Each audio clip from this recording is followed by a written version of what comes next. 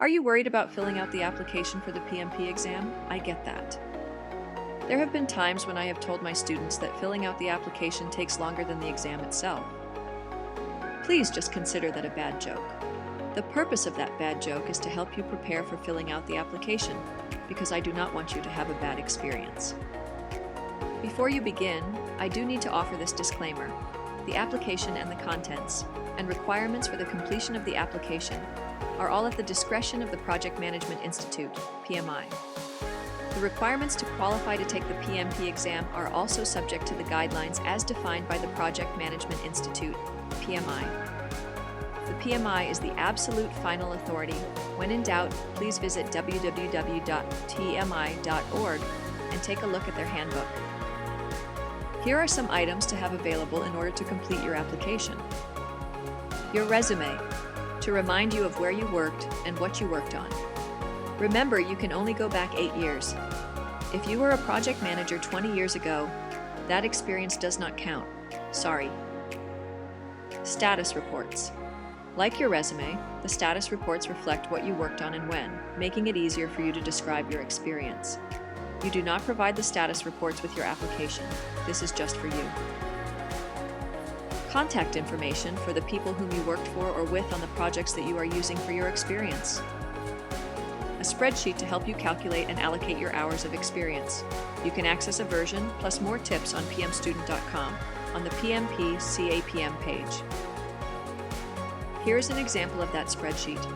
It is truly a time saver. Look at the steps at the top of the spreadsheet. Now we will go through those steps. List the employer that you worked for. 2. Give the project an ID, perhaps 1 through 10. Step 3. List the project name. Step 4. Provide a start and end date for the project.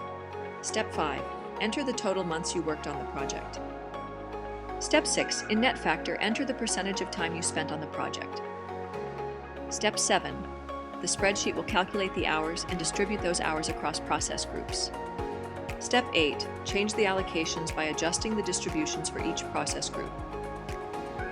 Now look at 3 rows of data. See how this calculates your experience for you. What else do you want to consider? Remember, you are describing your work as a project manager. Think of the context of what you did within the major process groups to facilitate project success. You are looking at how that might translate. You may also be asked to describe the type of project management deliverable you created. Consider this checklist before you submit your application. My project entries represent professional project work experience only.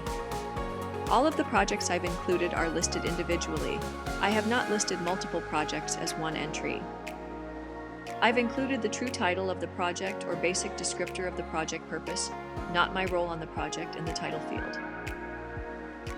Each of my project descriptions are high-level summaries of the project in total. My project entries do not include routine, operational, or administrative tasks and responsibilities. I have accurately indicated the number of team members who participated in this project and the budget for the project. If I am selected for the PMI audit process, I am able to obtain proper verification for the project experience listed in my application. And remember, speak in the language of the guide to the project management body of knowledge. Do not use acronyms and phrases that are only relevant to your organization or industry. You do not know who will review your application. And you want to make your project management experience as clear as possible. Great, now you are ready to go complete that application and study for the exam. Wishing you every success.